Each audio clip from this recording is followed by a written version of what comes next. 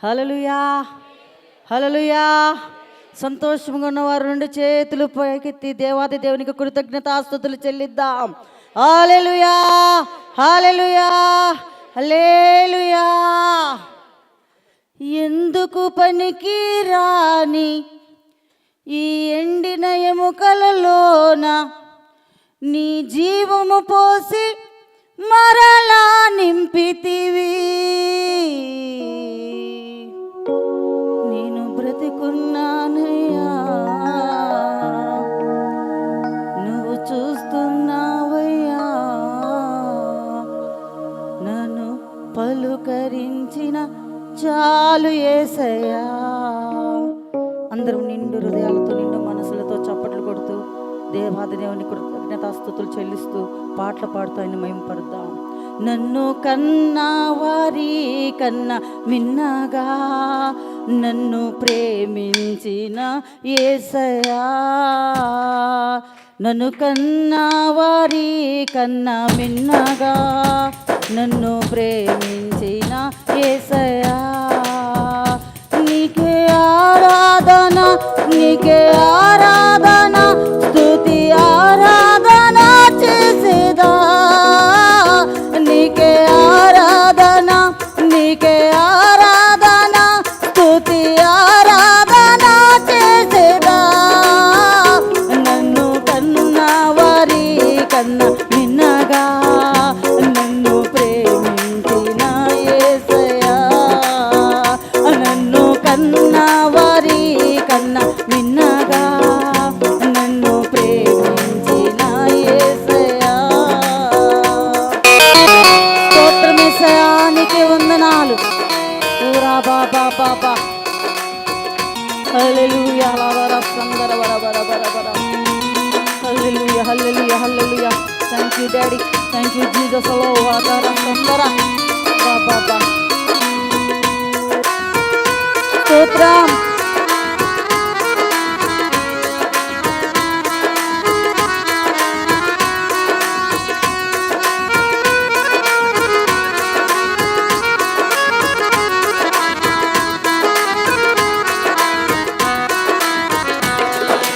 ఇంతకాలము క్షేమముగా ఉన్నామంటే నీ కృపయేగా నా యేసయ్యా.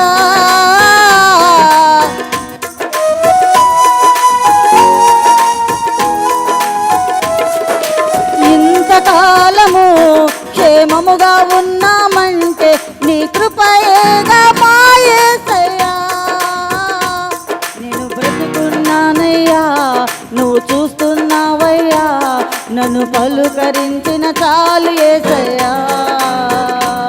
మేము బ్రతుకున్నామయ్యా, నువ్వు చూస్తున్నావయ్యా, మమ్ము పలకరించిన చాలు యేసయ్యా.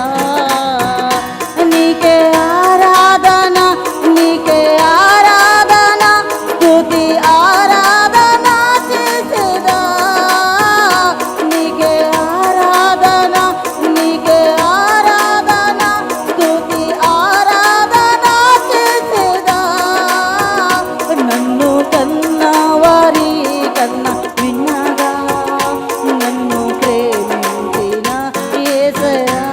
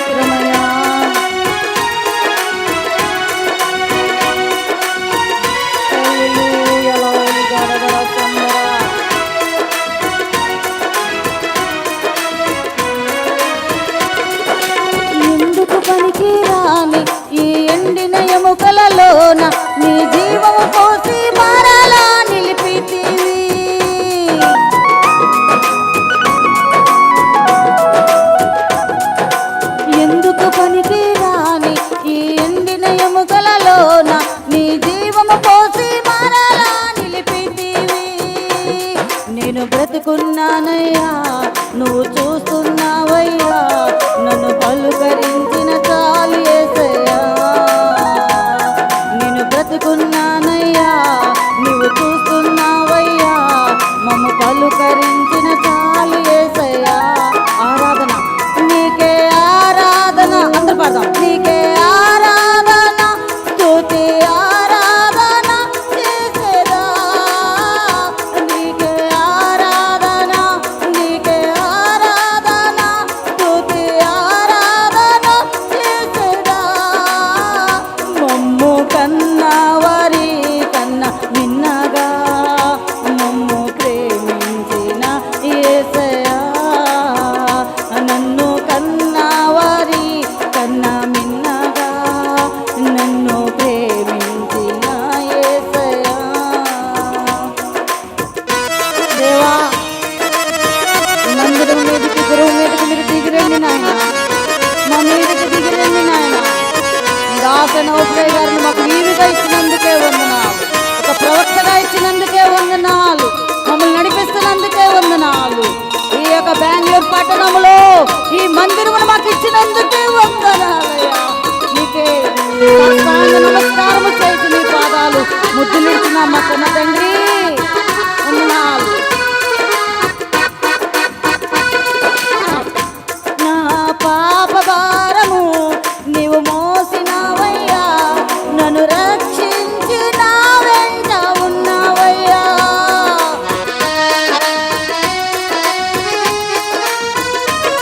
నా పాప భారము నీవు మోసినావయ్యా, మమ్ము రక్షించి మా వెంట ఉన్నావయ్యా.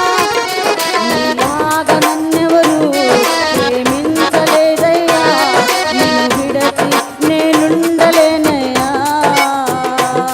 నీలాగా నన్నెవరు ప్రేమించలేదయ్యా, నిన్ను విడచి నేనుండలేనయ్యా. నీకే ఆరాధన, నీకే ఆరాధన, స్తుతి ఆరాధన చేసేదారా బాబా. నీకే ఆరాధన, నీకే ఆరాధన, స్తుతి ఆరాధన చేసేదా. నన్ను కన్న వారి కన్నా మిన్నగా నన్ను ప్రేమించిన యేసయ్యా. నన్ను కన్న వారి కన్నా మిన్నగా నన్ను ప్రేమించిన యేసయ్యా. మమ్ము కన్న వారి కన్నా మిన్నగా మమ్ము ప్రేమించిన యేసయ్యా రా బాబా. నన్ను కన్న వారి కన్నా మిన్నగా నన్ను ప్రేమించిన యేసయ్యా. మమ్ము కన్న వారి కన్నా మిన్నగా మమ్ము ప్రేమించిన యేసయ్యా. నీకే ఆరాధన, నీకే ఆరాధన, స్తుతి ఆరాధన చేసేదారా బాబా. నీకే ఆరాధన, నీకే ఆరాధన, స్తుతి ఆరాధన చేసేదా. నీకే ఆరాధన, నీకే ఆరాధన, స్తుతి ఆరాధన చేసేదా. నీకే ఆరాధన, నీకే ఆరాధన, స్తుతి ఆరాధన చేసేదా. నన్ను కన్న వారి కన్నా మిన్నగా నన్ను ప్రేమించిన యేసయ్యా. నన్ను కన్న వారి కన్నా మిన్నగా నన్ను ప్రేమించిన యేసయ్యా. నన్ను ప్రేమించిన యేసయ్యా, మమ్ము ప్రేమించిన యేసయ్యా. నన్ను ప్రేమించిన యేసయ్యా. హల్లెలూయా, హల్లెలూయా, హల్లెలూయా. బోలో యేసు రాజుకే, రాజుల రాజుకే, లోక రక్షకుడైన యేసు నాథునికే, సర్వ సృష్టికి కారణభూతుడైన నజరేయుడైన యేసు నాథునికే. నన్ను మనలను ఈ యొక్క బెంగళూరు పట్టణంలో దిలీప్ జోసఫ్, సుధారాణి, వారి కుటుంబమును, వారి సంఘమును, ఓఫీర్ మినిస్ట్రీని, ఓఫ్రై గారిని, అగాపే సేవకులను, సేవకురాలను, విశ్వాసమును, సార్వత్రిక సంఘమునంతటి, ప్రపంచవ్యాప్తమున క్రైస్తవ సమాజమునంతటిని కాచి కాపాడిన దేవాది దేవుడికే జై జై జై. అందరికీ వందనాలు. అవకాశం ఇచ్చిన పాస్టర్ గారికి నా హృదయపూర్వకమైన వందనాలు.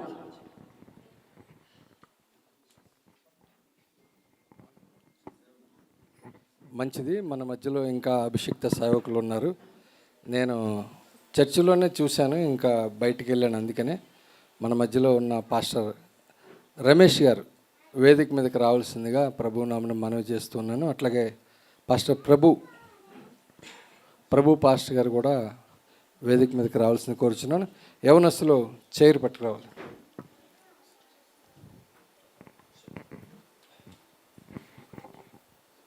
పాస్టర్ ప్రభు అలాగే పాస్టర్ రమేష్ గారు.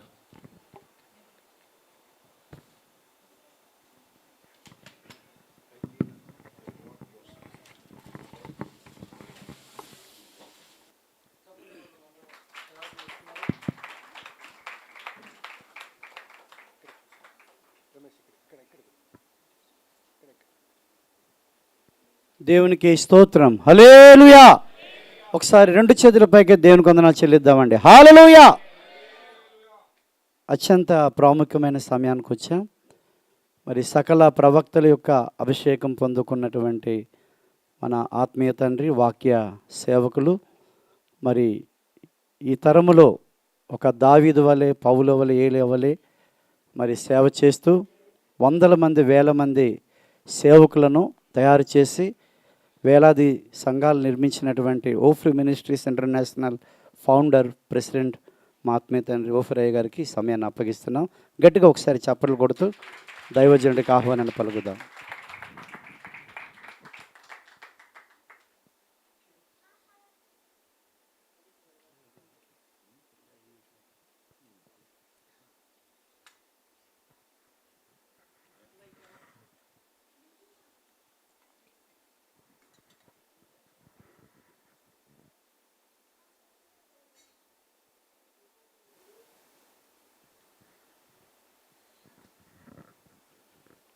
దేవునికి స్తోత్రం. హల్లెలూయా.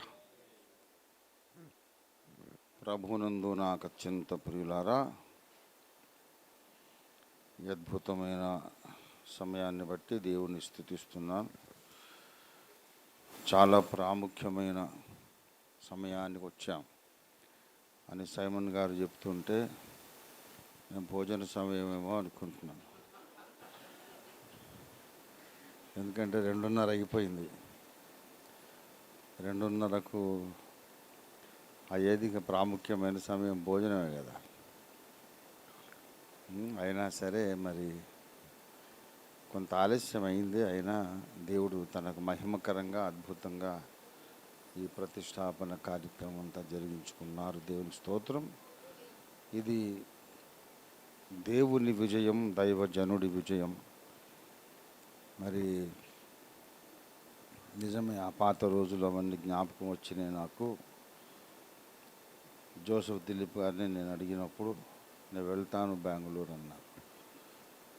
చాలాసార్లు కూడా నేను ప్రస్తావించాను. అప్పుడే వారికి ఓపెన్ హార్ట్ సర్జరీ అయి ఉంది.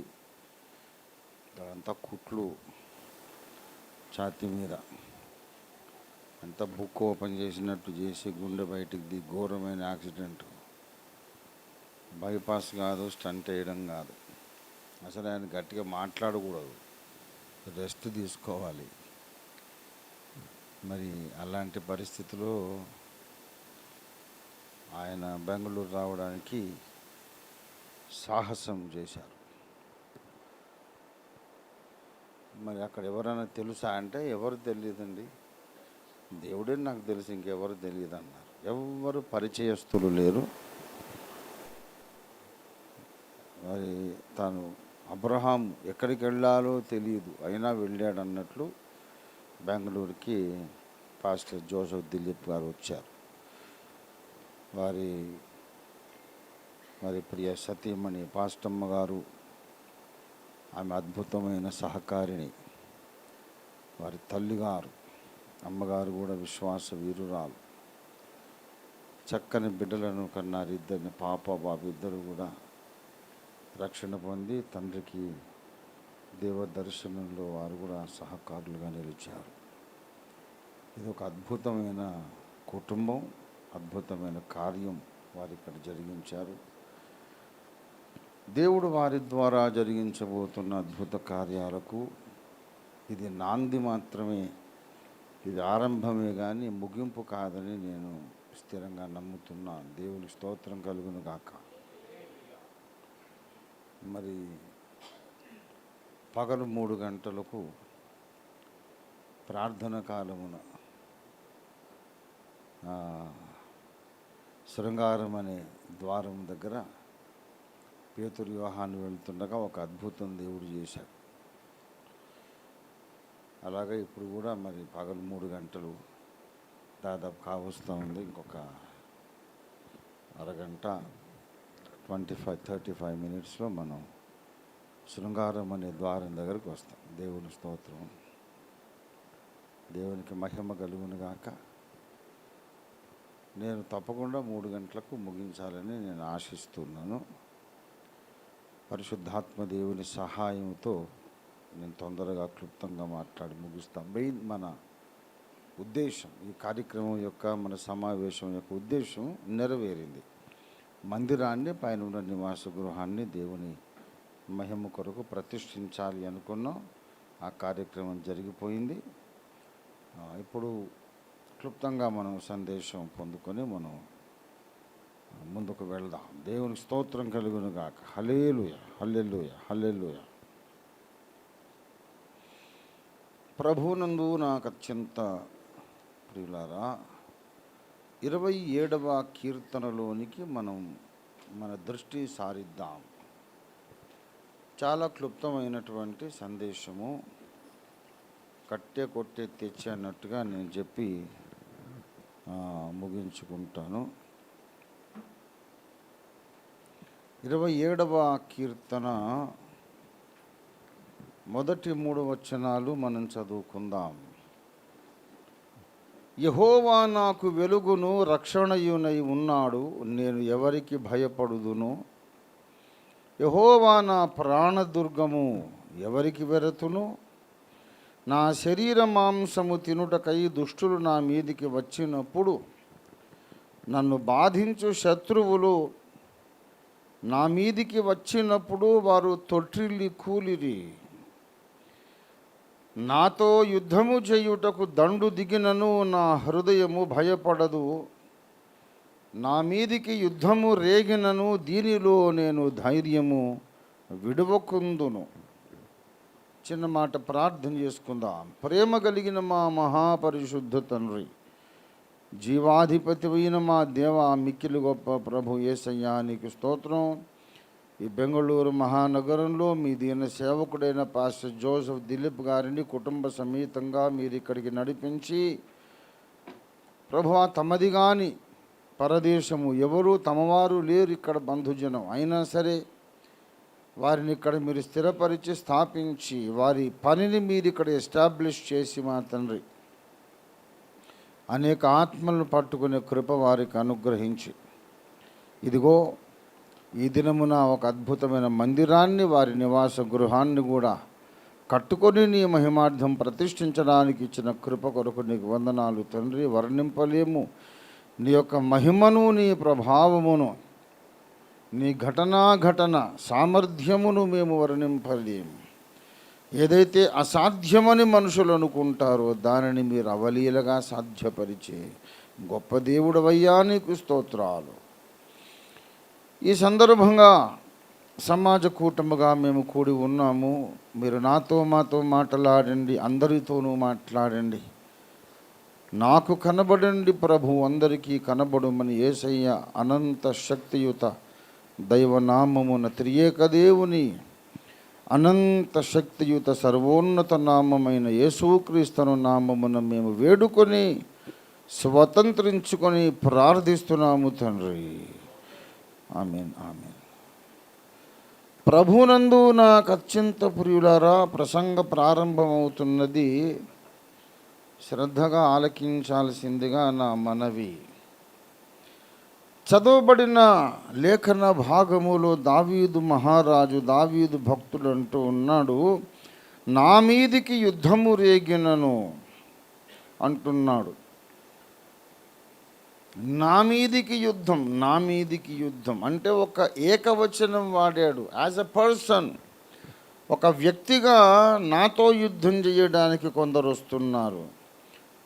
ఎవరు వస్తున్నారయ్యా అంటే అంతకు పై వచనం, 3వ వచనంలో ఆ పై మాట, పై లైన్ మీరు చూస్తే దండు దిగిందట. నాతో యుద్ధము చేయడానికి దండు. దావీదు ఒక్కడు, వచ్చిన వారు ఒక దండు. దండు అంటే 50 మంది కావచ్చు, 100 మంది కావచ్చు, ఉన్నవాడు ఒక్కడే. ఒక్కడిని ఎదుర్కోవడానికి 50-100 మంది కలిసి రావాల్సి వచ్చింది. మరి ఆయన లెవెల్ ఎంతో మీరు చూడండి. ఏమండి, దావీదును ఎదుర్కోవడానికి ఒక్కడు రాలే, దండు వచ్చిందట. ఆ దండుకందరికీ కూడా దావీదంటే ద్వేషం. దావీదుతో యుద్ధం చెయ్యాలి. ఎంత ద్వేషం ఉన్నది అంటే వాళ్ళు 2వ వచనం చూడండి, నా శరీర మాంసము తినుటకై దుష్టులు నా మీదకి వచ్చారు. దావీదును తోడేళ్లలాగా చీల్చుకొని కరకర నమిరి తినేయాలి అన్నంత ద్వేషం వాళ్లకు ఉన్నది. నేను ఒక్కడిని, ఒక మహా సైన్యం నా మీదకి వచ్చింది, నాతో యుద్ధము చేయడానికి దండు రంగంలోకి దిగింది. నా శరీర మాంసాన్ని చీల్చుకొని తినాలనే తోడేళ్లలాగా వాళ్ళు ఉన్నారు. అయినా నేను ధైర్యము విడవకుందునన్నాడు. నేను భయపడను. ఎవరికి భయపడుదును? ఇంత పెద్ద మహాభయంకరమైన భీకరమైన యుద్ధరంగము నడుమ యెహోవా నాకు వెలుగై ఉన్నాడు, యెహోవా నాకు రక్షణ అయి ఉన్నాడు. నేనెవరికి భయపడాలి? యెహోవా నా ప్రాణదుర్గము, a fortress for my soul and life. నా ప్రాణానికి ఆయన దుర్గం. ఒక దేశానికి, ఒక పట్టణానికి కోట కట్టుకుంటారు. నా ప్రాణానికే ఒక కోట ఉంది. ఒక పట్టణం మీద శత్రువులు వచ్చి దాడి చేసి పట్టణాన్ని పాడు చేయకుండా, ధ్వంసం చేయకుండా ఒక పట్టణం చుట్టూ కోట కూడా కట్టుకుంటారు. పట్టణానికి కోట తర్వాత సంగతి పక్కన పెట్టండి. దావీదు యొక్క ప్రాణానికే ఒక కోట ఉంది. నా ప్రాణ దుర్గం అన్నాడు. దేవునికి స్తోత్రం కలుగును గాక. యెహోవాయే నా ప్రాణ దుర్గము, నేను ఎవరికి భయపడుదును. ఏంటయ్యా, నాకేం భయం లేదు, నాకేం భయం లేదు అంటున్నావు? అసలు భయము అనే ప్రస్తావన ఎందుకు వచ్చింది అంటే అప్పుడు చెబుతున్నాడు, నా శరీరం మాంసం తినడానికి దుష్టులు నా మీదకి వచ్చారు. నాతో యుద్ధము చేయడానికి పెద్ద సైన్యమే దిగింది. నా మీద వాళ్లకు క్రూర ద్వేషం ఉన్నది, క్రూయల్ హేట్రెడ్. అవునయ్యా, నీకు వాళ్ళకు అసలు పంచాయతీ ఏమిటని నేను అడుగుతున్నా.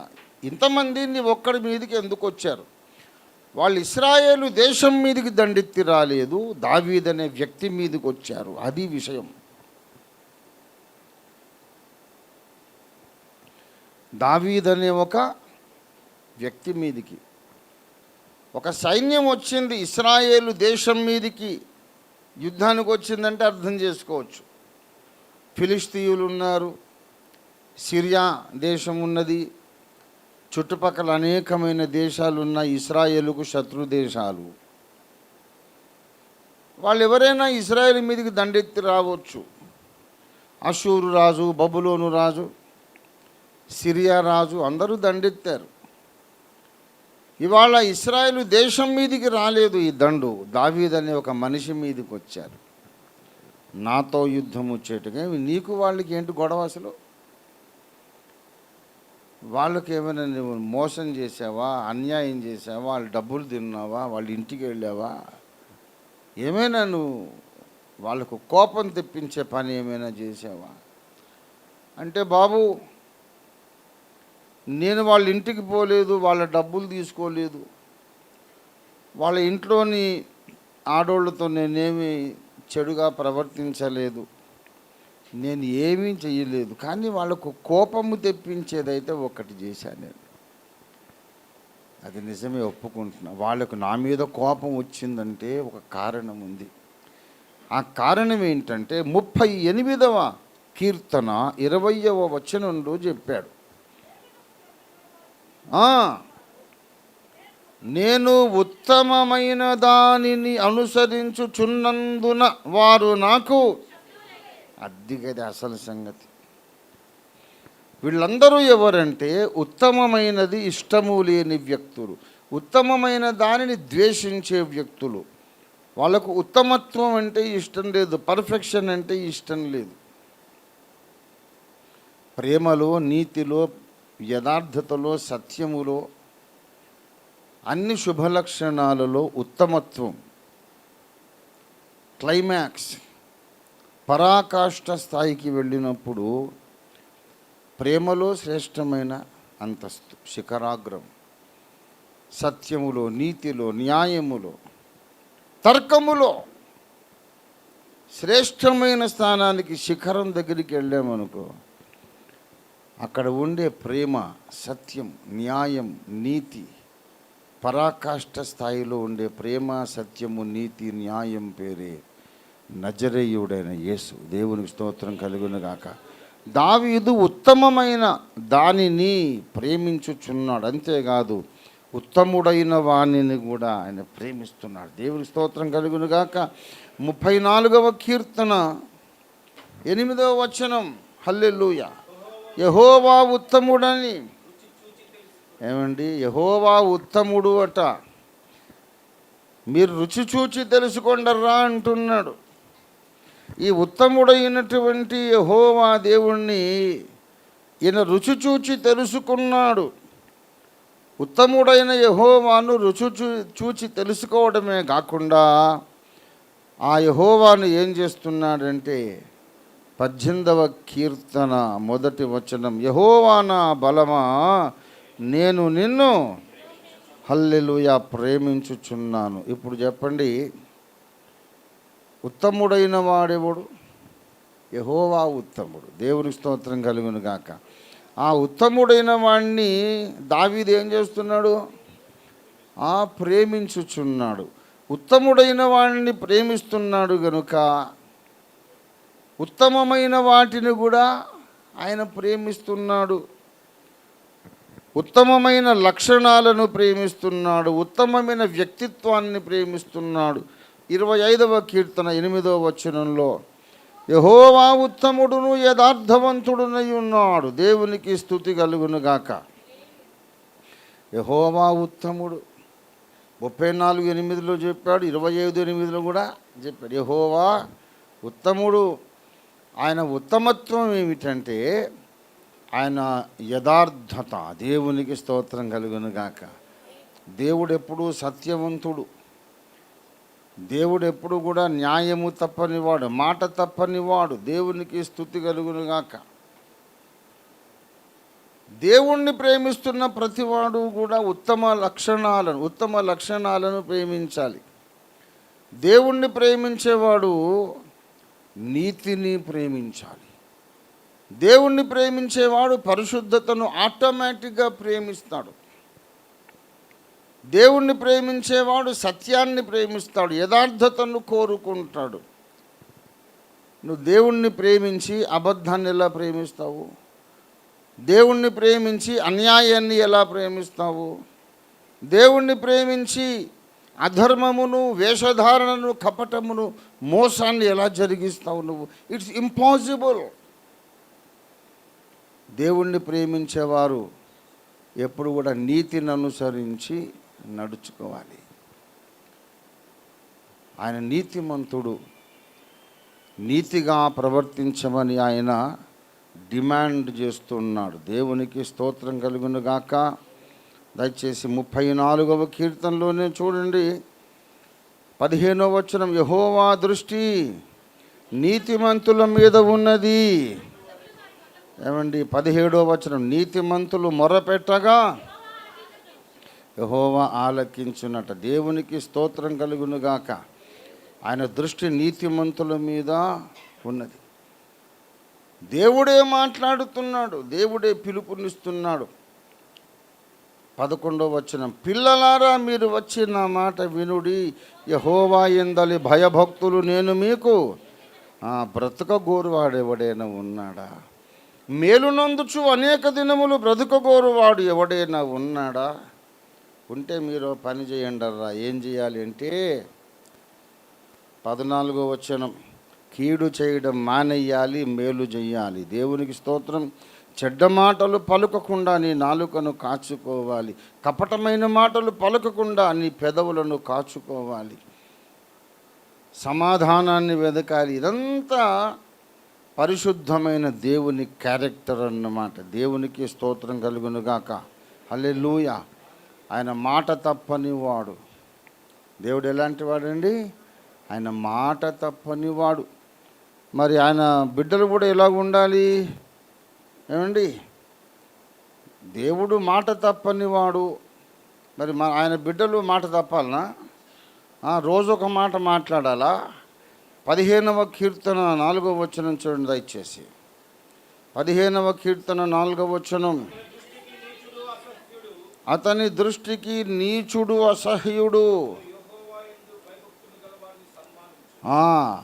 ఏమండి? అతడు ప్రమాణము చెయ్యగా నష్టము కలిగినను మాట తప్పడు. దేవునికి స్తోత్రం. ఏదైనా ఒక పని చేద్దాం అనుకున్నాము, మాట ఇచ్చాము, కానీ తర్వాత ఆలోచించుకుంటే అరే ఇలా చేస్తే మరి నాకు నష్టం అవుతుంది కదా అని తెలిసింది అనుకోండి. నష్టం అవుతుంది కాబట్టి నేను చెయ్యను అనకూడదు. నష్టమో కష్టమో అది మరణమైనా సరే నేను మాట ఇచ్చాను కనుక నేను చేస్తానంతే అనేది దేవుని లక్షణము. ఆయన మాట తప్పని దేవుడు, అబద్ధమాడ నేరని దేవుడు, మాట ఇచ్చి నెరవేర్చేవాడు. దేవునికి స్తోత్రం కలుగునుగాక.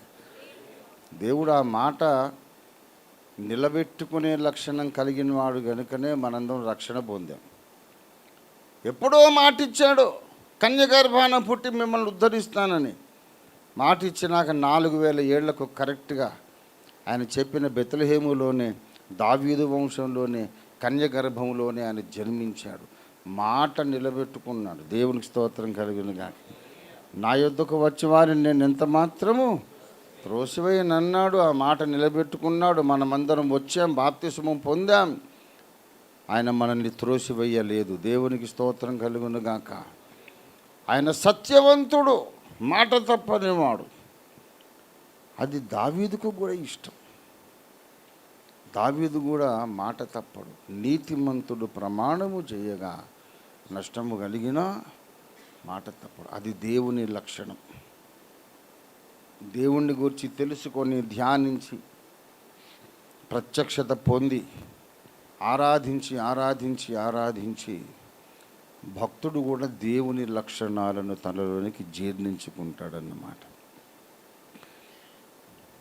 కొంతకాలం కిందట మరి యవనస్తులందరూ కూడా డిప్ప కటింగ్ వేసుకునేవాళ్ళు. చిన్న చిన్న మిలిటరీ కటింగ్, లోపల గుండు కనబడుతుంది.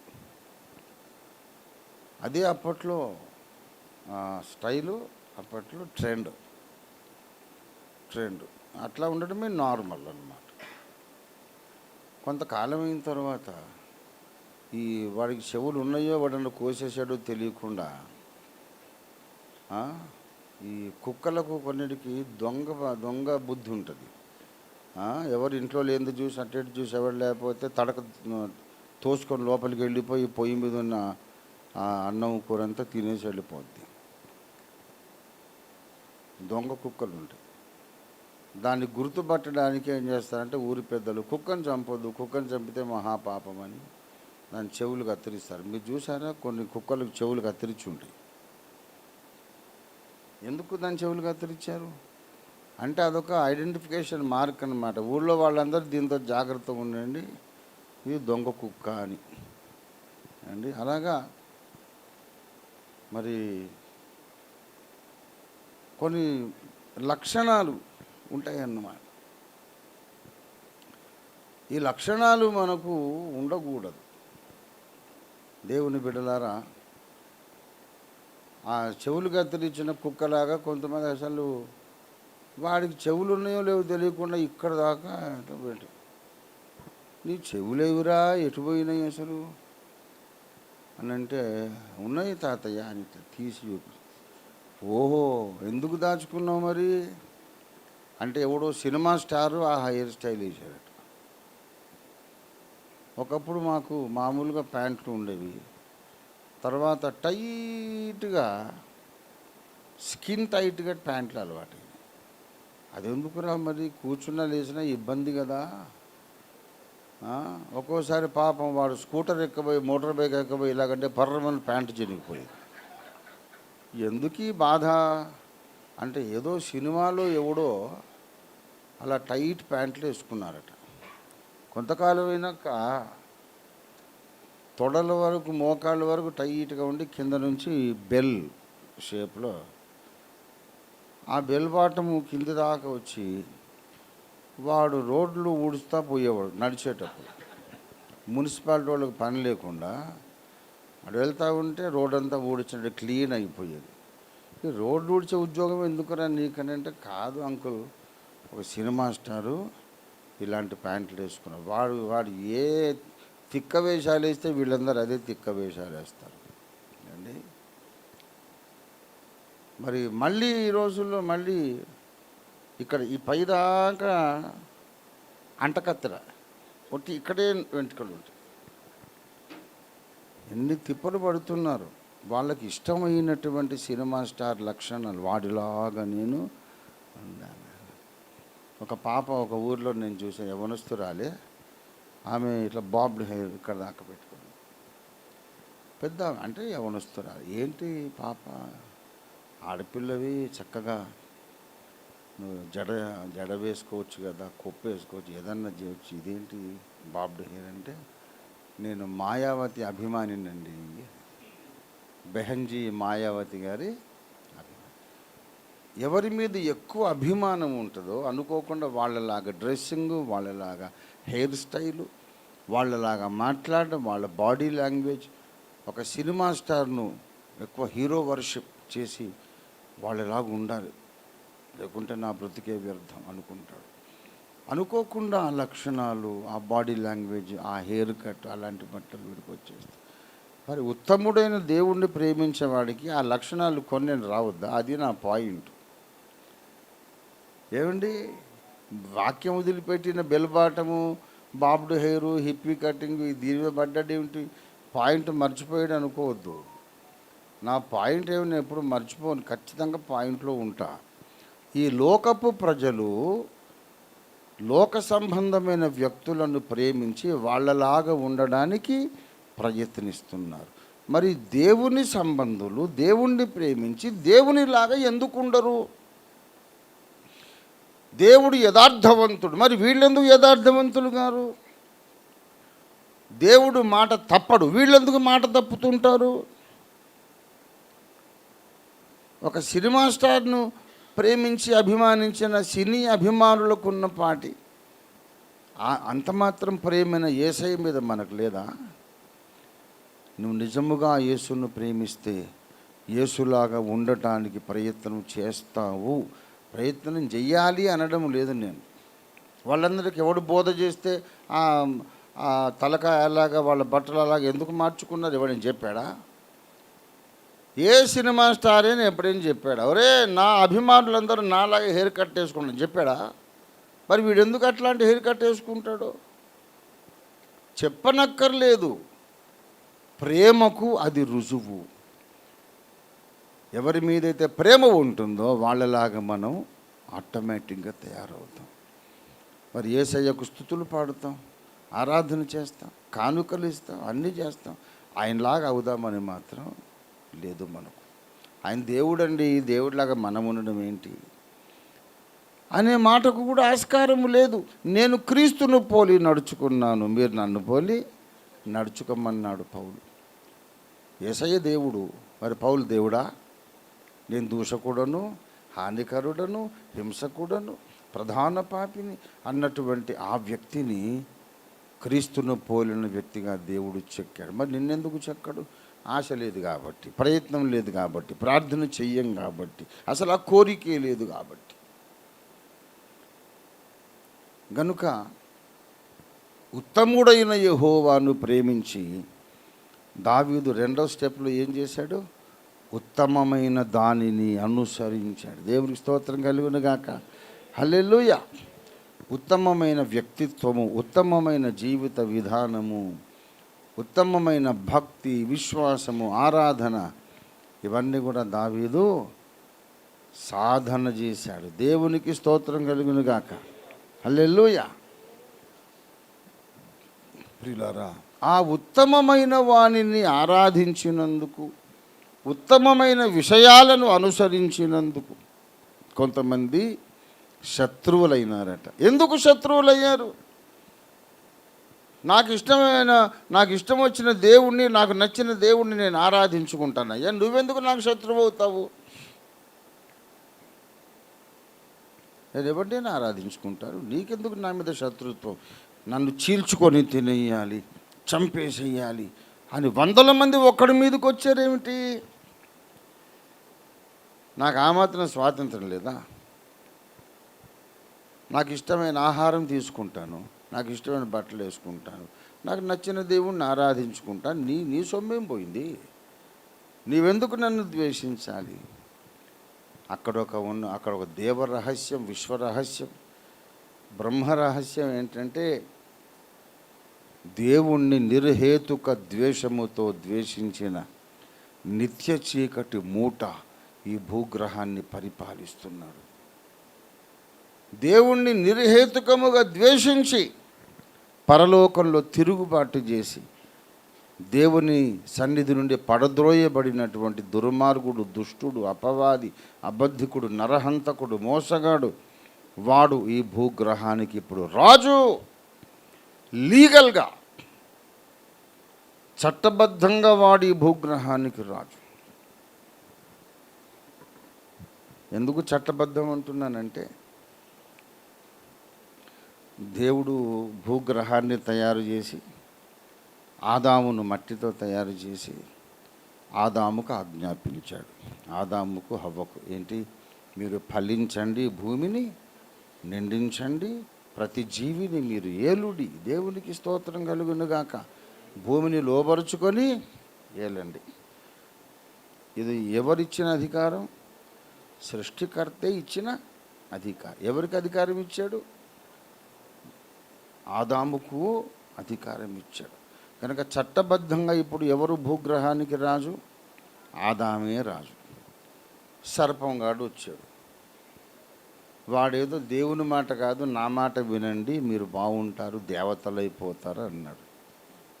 దేవతలు అవుతామా, ఇదేదో బాగానే ఉందని, సరే నీ మాట వింటానన్న మరుక్షణం ఏమైందంటే, ఆదాము యొక్క రాజదండం, అధికారము వాడి చేతుల్లోకి ట్రాన్స్ఫర్ అయిపోయింది. చట్టబద్ధంగా దేవుడు నియమించిన రాజుగారే తన కిరీటాన్ని, సింహాసనాన్ని, పరిపాలన అధికారాన్ని, రాజదండాన్ని ఆ సర్పానికి ఇచ్చేశాడు. ఇప్పుడు వాడు చట్టబద్ధంగా రాజు. వాడికి దేవుడంటే ఇష్టం లేదు, ఉత్తముడంటే ఇష్టం లేదు.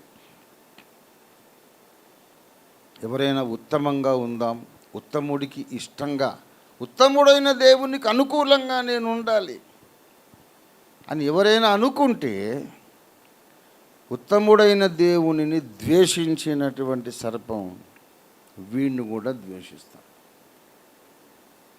ఉత్తముడైన దేవుణ్ణి సర్పము, సాతాను ద్వేషించాడు కదా. కనుక my enemies enemy is my best friend అంటే సామెత ఉంది. అదే సామెత ప్రకారం my enemies friend is my enemy. నా శత్రువు యొక్క శత్రువు నాకు ఉత్తమ స్నేహితుడు. అర్థమైందా? అలాగే నా శత్రువు యొక్క స్నేహితుడు నాకు బద్ధ శత్రువు అనేది యుద్ధనీతి, రాజనీతి.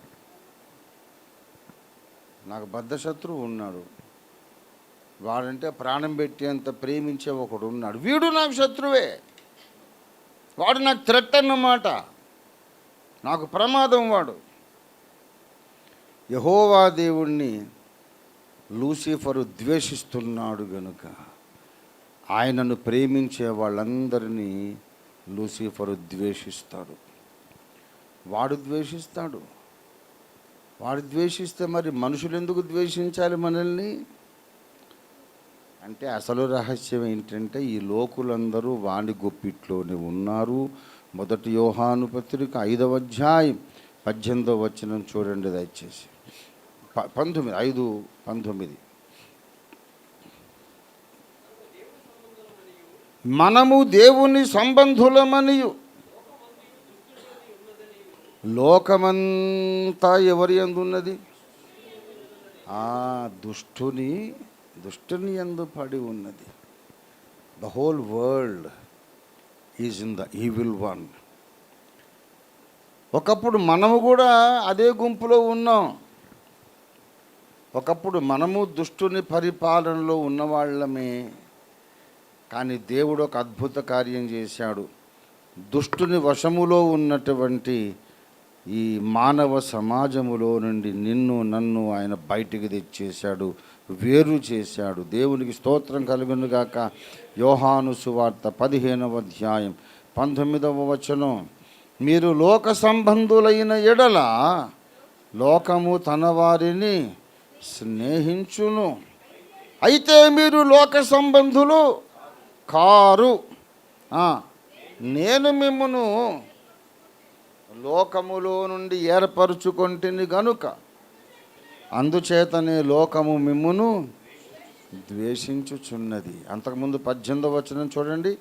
లోకము మిమ్మును ద్వేషించిన ఎడల, మీకంటే ముందుగా నన్ను ఏమండి యేసును ద్వేషించిన లోకం, యేసును క్రూర ద్వేషముతో చంపండి, అతన్ని చంపేయండి అని కేకలు వేసిన లోకం నిన్ను చాలా ప్రేమించిందనుకో, నీ సంగతి అనుమానాస్పదమే. నీ వ్యక్తిత్వం ఏంటో, నువ్వు కూడా చాలా ప్రమాదకరమైన వ్యక్తివి. లోకము నిన్ను ప్రేమిస్తే నువ్వు పరలోకానికి వెళ్తావని నమ్మకం లేదు. లోకము నిన్ను స్నేహపూర్వకంగా అక్కును చేర్చుకుంటే నువ్వు దేవుని సంబంధివి అనే నమ్మకం లేదు. ఈ లోకము దేవునికి చాలా వైరం ఉంది. లోకానికి దేవునికి మధ్య చాలా శత్రుత్వం ఉంది. యాకోబు పత్రిక 4వ అధ్యాయము 4వ వచనం. యాకోబు 4:4 వ్యభిచారిణులారా, ఈ లోకపు స్నేహము దేవునితో వైరము శత్రుత్వమని మీరెరుగరా? కాబట్టి ఎవడి లోకముతో స్నేహము చెయ్యగోరునో వాడు దేవునికి శత్రువు అయిపోతాడు. దేవునికి నువ్వు ఇంకా ఏమి అన్యాయము, ఏ నష్టం ఏం చేయనక్కర్లేదు. నువ్వు పెద్ద పెద్ద వ్యభిచారాలు, నరహత్యలు, అసత్య దేవతారాధనలు ఇవేమి నువ్వు చేయనక్కర్లేదు. చిన్న పాయింట్, ఈ లోకముతో స్నేహం చేస్తే బాగుండు, ఈ లోకం నన్ను మెచ్చుకోవాలి, లోకం నేను సమాధానంగా ఉండాలి అనే ఆశ నీలో కలిగిన మరుక్షణం నువ్వు దేవునికి శత్రువు అయిపోతావు. ఎందుకంటే దేవుని విరోధి అయిన అపవాది యొక్క రాజ్యములో నువ్వు కలిసిపోతున్నావు. ఇప్పుడు దావీదు ఎవరు? దావీదు దేవుని సంబంధి. దేవునికి స్తోత్రం కలుగునుగాక. దేవుని చిత్తానుసారమైన మనస్సు కలిగిన వాడు. దేవుని చిత్తము నెరవేర్చుట నాకు సంతోషకరం అన్నాడు. నీ చిత్తానుసారంగా ప్రవర్తించడం నాకు నేర్పించు దేవా అని ప్రార్థన చేశాడు. నాకు దేవుడు కావాలి, నా ప్రాణం ఆయన్ని అంటి వెంబడించుచున్నది. నీళ్లు లేక ఎండి ఉన్న దేశమందు నా ప్రాణము దేవుని కొరకు తృష్ణ కొనుచున్నది. మన సైతాన్ గారికి మండదా? మరి నువ్వు నా ఇంట్లో ఉంటావు, నా ఉప్పు తింటావు, నా పప్పు తింటావు, నా ఇంట్లో ఉండి బిర్యానీలు అన్నీ తింటావు నువ్వు. నీ బట్టలు కట్టుకునే బట్టలు నావి. ఈ లోకం నాది కదా. 6,000 ఏళ్ళ కిందట లీగల్గా ట్రాన్స్ఫర్ అయింది నా చేతుల్లోకి. నా ఇంట్లో ఉంటావు, అవన్నీ అనుభవిస్తావు నువ్వు. మళ్ళీ నా శత్రువుతో నువ్వు స్నేహం చేస్తావా? నీకు యెహోవా దేవుడు కావాలా? నీ అంతు చూస్తాను నేను నీ మీద వాడు టార్గెట్ పెడతాడు. ఎప్పుడైతే సాతాను నీ మీద కక్ష పూనినాడో, నిన్ను చంపాలి, నాశనం చెయ్యాలి, పాడు చెయ్యాలని ఎప్పుడైతే వాడు నీ మీద టార్గెట్గా నిన్ను పెట్టుకున్నాడో, వాడి అదుపులో ఉన్నటువంటి వాళ్ళందరికీ నీ మీద ద్వేషము పుడుతుంది. నిర్హేతుకముగా వారు నన్ను ద్వేషిస్తున్నారు. ఇది క్రైస్తవుని యొక్క స్థానము, క్రైస్తవుని జీవిత స్థితిగతులు ఇవి. నీవు దేవుని బిడ్డవైతే, క్రీస్తు సంబంధివైతే, ఆత్మ సంబంధివైతే, పరలోక సంబంధివైతే తప్పకుండా ఈ లోకము నిన్ను ద్వేషిస్తుంది. ఈ లోకము నిన్ను ద్వేషించలేదనుకో, నిన్ను అసలు పట్టించుకోలేదనుకో, నువ్వు ఏడ్చి మోకరించి ఉపవసించి ప్రార్థన చేసి దేవుణ్ణి అడగాల్సిన అవసరం ఉంది. What is wrong with me O Lord? నాలో ఏదో తేడాగా ఉంది పరిస్థితి, నన్ను ఎవడు ద్వేషించడేంటి, నేను కాంప్రమైజ్ అయినట్టున్నాను అని దేవుణ్ణి అడగాలి. లోకం మిమ్మను ద్వేషించి దూషించి నిన్ను బాధ పెడతారు. నువ్వు నిజంగా క్రీస్తు సంబంధి అయితే దేవునికి స్తోత్రం కలుగును గాక. దయచేసి చూడండి, మనకు చిరపరిచితమైన వచనం మత్తయి 5:11 చూడండి, దయచేసి ఒకసారి చదవండి. నా నిమిత్తము జనులు మిమ్మును, నా నిమిత్తం, ఇక వేరే పాయింట్ ఏం లేదు. వాడు ఎవడో మనకు తెలియదు, వాడి అడ్రస్ తెలియదు, మన ఇల్లు వాడికి తెలియదు, కానీ వాడు ద్వేషిస్తాడు. ఏరా నీదొక రూపాయి తిన్నాడా అతను అంటే లేదండి, కానీ వాడంటే నాకు ఇష్టం లేదండి, వాడిని చంపారు. ఎందుకంటే నా నిమిత్తము జనులు మిమ్మును నిందించి హింసించి అబద్ధముగా చెడ్డ మాటలు ఎందుకు పలుకుతారు తెలుసా? మత్తయి సువార్త 24:9 ఉన్నది కారణం. అప్పుడు జనులు మిమ్మును శ్రమల పాలు చేసి చంపెదరు, మీరు నా నామము నిమిత్తం సకల జనముల చేత ద్వేషించబడతారు. ఎవరి మాట ఇది? యేసయ్య మాట. యేసయ్య మాటలో ఎప్పుడైనా అబద్ధం, మోసం ఉంటుందా? ఆయన యథార్థవంతుడు. ఆయన స్థానంలో ఎవరున్నా సరే నన్ను వెంబడించండిరా, నీకు మంచి మంచి కార్లు, మేడలు, బంగళాలు, వజ్రాలు, బంగారం, వెండి అన్నీ ఇస్తాను, నన్ను వెంబడించని చెప్తాను. ఆయన యథార్థవంతుడు, మోసం చెయ్యడు. నన్ను వెంబడిస్తే మీకు ఏం దొరుకుతుందంటే సిలువను మోయాలి, మిమ్మల్ని మీరు ఉపేక్షించుకోవాలి. నన్ను ఎందుకు వెంబడిస్తారు? నాకు తల వాల్చే స్థలం కూడా లేదు. ఎవరికైనా చావాలని ఉంటే నా వెనక. సిలువను మోయడం అంటే అర్థం ఏంటి? నేను మోస్తున్న ఇదే సిలువ మీద నన్ను చంపుతారు వాళ్ళు. ఏ సిలువ మీద నేను చచ్చిపోవాలో దాన్ని నేను మోసుకొని ఆయన వెనక వెళ్ళాలి. మీరందరూ మా మతంలో చేరండి, మీకు బోలు డబ్బులు వస్తాయని చెప్తున్నారు ఈ రోజులు సువార్త. నన్ను వెంబడించుడి, మీకు డబ్బులు వచ్చును అని యేసయ్య చెప్పాడు ఎప్పుడైనా? నా నిమిత్తము మీరు సకల జనముల చేత ద్వేషించబడతారు, అయినా నాకు యేసయ్య కావాలనుకుంటే రండి. దేవుని స్తోత్రం కలుగును గాక. జనులు మిమ్మల్ని నిందిస్తారు, హింసిస్తారు, అబద్ధంగా చెడ్డ మాటలు పలుకుతారు, అయినా సరే నాకు యేసు కావాలనుకుంటే రండి. సుఖాల కోసం, డబ్బుల కొరకు, ఆర్థిక అభివృద్ధి కొరకు ఎవరు రావద్దు. యేసయ్య మనకు వాగ్దానం చేయలేదు. ఆయన మనకిచ్చే వాగ్దానం ఏమిటంటే శ్రమపడుట అనే ఒక గొప్ప ధన్యత మీకు ఇస్తానన్నాడు. దేవునికి స్తోత్రం కలుగును గాక. గనుక యేసయ్య ఏమన్నాడు? నా నిమిత్తము జనులు మిమ్మల్ని ద్వేషిస్తారు. సకల జనముల చేత మీరు ద్వేషించబడతారు. ఆ రకంగా ద్వేషించబడిన వాడు దావీదు. ఏమండి, ఆ రకంగా ద్వేషించబడిన దావీదు ఇంకొక కారణాన్ని బట్టి కూడా ద్వేషించబడ్డాడు. ఇంకో కారణం ఉంది. ఏమండి, ఇంకో కారణం ఏంటంటే అపొస్తలుల కార్యాలు 13వ అధ్యాయము 36వ వచనం. దావీదు దేవుని సంకల్పము చొప్పున తన తరము వారికి సేవ చేశాడు. దావీదు ఎవరి సంకల్పం చొప్పున సేవ చేశాడు? దేవుని సంకల్పము చొప్పున సేవ చేశాడు. దేవుని చిత్తము నెరవేర్చాడు. అతడు నా ఇష్టానుసారుడు. దావీదంటే నాకు ఇష్టం.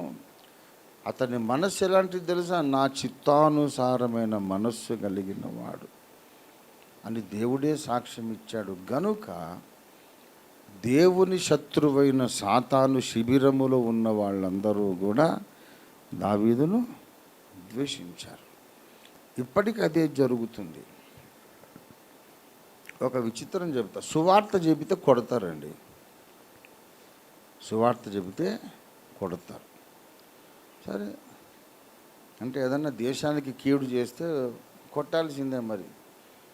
మరి సారా కొట్టు నడిపిన ఎందుకు కొట్టరు? సిగరెట్లు, గుట్కాలు, డ్రగ్స్ అమ్మిన వాడిని ఎందుకు కొట్టరు? అదేమో దేశ సేవ. ఏమండి, ఈ సినిమా హాళ్ళు మంచివట, ఈ గుట్కాలు, సిగరెట్లు, చుట్టలు, బీడీలు మంచివట. ఏమండి, ఎవడు దాన్ని ఏమనడు. కానీ సువార్త చెబితే ఇది దేశద్రోహము అట. మళ్ళీ గవర్నమెంటే ప్రకటనలు ఇస్తారు. పొగ త్రాగుట ఆరోగ్యమునకు హానికరం, పొగ త్రాగుట క్యాన్సర్ కారకము, మద్యపానము ఆరోగ్యానికి హానికరం. అవును, హానికరమైతే ఎందుకు అమ్ముతున్నావు బాబు? అమ్మటం మానేయి. మరి అమ్మకపోతే డబ్బులు ఎలాగొస్తాయి సార్? అంటే మనుషులను చంపే క్యాన్సర్ రోగాన్ని తీసుకొచ్చే వస్తువులు అమ్ముతావు. మీరు కొనుక్కుంటారా? కొనకపోతే మాకు డబ్బులు రావు, సెక్రటేరియట్లో జీతాలు కూడా ఇచ్చుకోలేము. గవర్నమెంట్కి వచ్చే ప్రతి 100 రూపాయలలో 60 రూపాయలు, 60% of governments income comes from tobacco and liquor. 60% దేశం మొత్తం మీద. అందుకే నిషేధించరు. ఒకప్పుడు నెల్లూరులో మద్యపాన నిషేధ ఉద్యమం కొందరు స్త్రీలు వాళ్ళు ప్రారంభించారు. ఎన్టీ రామారావు గారు మద్యపాన నిషేధం చేశారు. వీళ్ళు కొంతమంది అప్పుడు ఇంకా పుట్టి కూడా ఉండకపోవచ్చు. అయితే నెల్లూరు వరకు మద్యపాన నిషేధం, అది దాటితే మద్రాసు, అక్కడ నిషేధం లేదు. రాష్ట్ర సరిహద్దులు దాటి అవతలికి వెళ్ళి తాగేసి వచ్చేవాడు. అసలు మద్యపాన నిషేధం మొదలైందే నెల్లూరులో. నెల్లూరులో అమ్మకపోతే పొరుగురు వెళ్ళి తాగొస్తున్నారు. ఆంధ్రదేశం అంతట్లో నిషేధమైతే యానాంకి వెళ్ళి తాగొస్తారు. ఎందుకంటే యానాం ఆ కేంద్ర పాలిత ప్రాంతము పాండిచ్చేరి కింద ఉంది. సో ఎన్టీ రామారావు గారి చట్టాలు పాండిచ్చేరిలో చెల్లవు.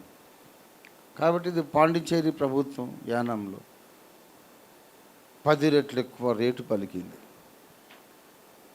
అంటే మనుషులకు ఆరోగ్యకరమైన చట్టాలు చేస్తారు, కానీ ఆ చట్టానికి మళ్ళీ పెద్దలే ఓ తొర్ర పెడతారు. మళ్ళీ ఏదైతే వద్దు అన్నామో అది నువ్వు చేసే అవకాశం కల్పిస్తావు. పన్ను విధిస్తారు.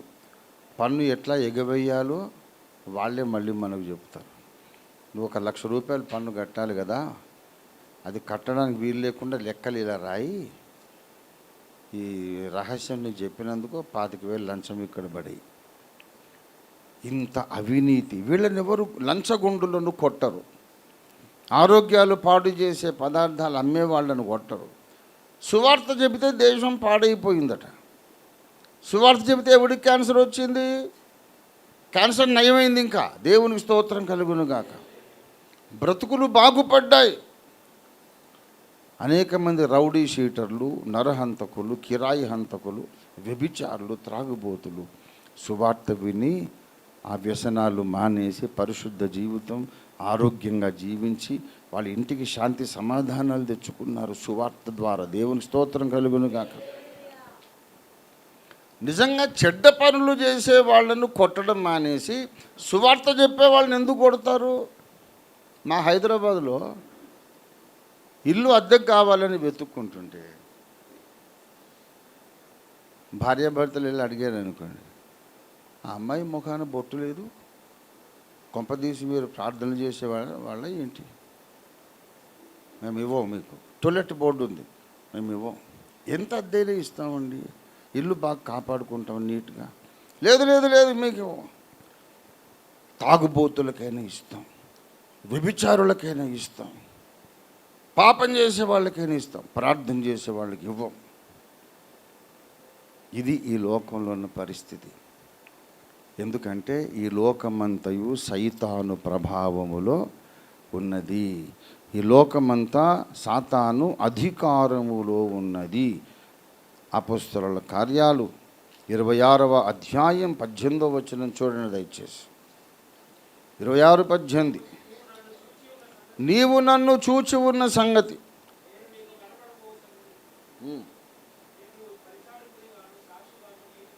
నియమించుటకై కనబడి ఉన్నాను. నీవు లేచి నీ పాదములు మోపి నిలువుము. ఈ ప్రజల వలనను అన్యజనుల వలనను నీకు హాని కలగకుండా నిన్ను కాపాడేదను. అది కదా, వారు చీకటిలో నుండి ఎక్కడికి రావాలి? వెలుగులోకి ఎక్కడి నుంచి రావాలట? చీకటిలో నుండి రావాలి. ఇప్పుడు చీకటిలో ఉన్నారు. సాతాను అధికారములో నుండి అంటే సువార్త వినని వారు, సువార్త నమ్మని వారు, సువార్తను విశ్వసించి యేసును అంగీకరించని వాళ్ళు ఎవరి అధికారంలో ఉన్నారు అని బైబిల్ చెబుతుంది. సాతాను అధికారములో నుండి దేవుని అధికారం కిందికి వాళ్ళు రావటానికి నేను నిన్ను వాడుకుంటానన్నాడు. దేవునికి స్తోత్రం కలుగును గాక. ఎవరైతే రక్షణ పొందారో వాళ్ళు దేవుని అధికారం కింద బ్రతుకుతున్నారు. ఎవరైతే రక్షణను తృణీకరిస్తున్నారో వారికి బాధాకరమైన ఇష్టం ఉన్నా లేకపోయినా బైబిల్ చెబుతుంది వారు సాతాను అధికారంలో ఉన్నారు. సర్వలోకము దుష్టుని యందు ఉన్నది. అందుకు దావీదు ద్వేషించబడ్డాడు. ఇంకా దీనికి వేరే సమాధానపడే అవకాశం లేదు. ఈ లోకము మనము ఎప్పుడు సమాధానపడగలం? క్రైస్తవుడు లోకం గొడవాడుకోకుండా ఎప్పుడు ఉండగలుగుతారంటే ఒక్క మార్గం ఉంది, ఇంకా వేరే మార్గం లేదు. లోకము క్రైస్తవ సంఘం ఒకరినొకరు ప్రేమించుకొని చక్కగా హత్తుకొని ఉండాలంటే ఒక్క మార్గం. యెహోవా దేవుడు సైతాను సమాధాన పడాలి. అర్థమైంది? అది జరిగే పనేనా? యెహోవా దేవుడు సైతాను రారా బాబు, ఏదో జరిగిందో జరిగిపోయింది, సమాధానపరిచేవారు ధన్యులు అని నేనే చెప్పాను. పోన్లేరా, ఇంకోసారి అలా చేయకు, క్షమించే, రారా పక్కన కూర్చో అని దేవుడు సైతానును అంగీకరిస్తే వాళ్ళిద్దరూ సమాధాన పడితే ఇక మనము లోకస్తులు సమాధాన పడవచ్చు 100%.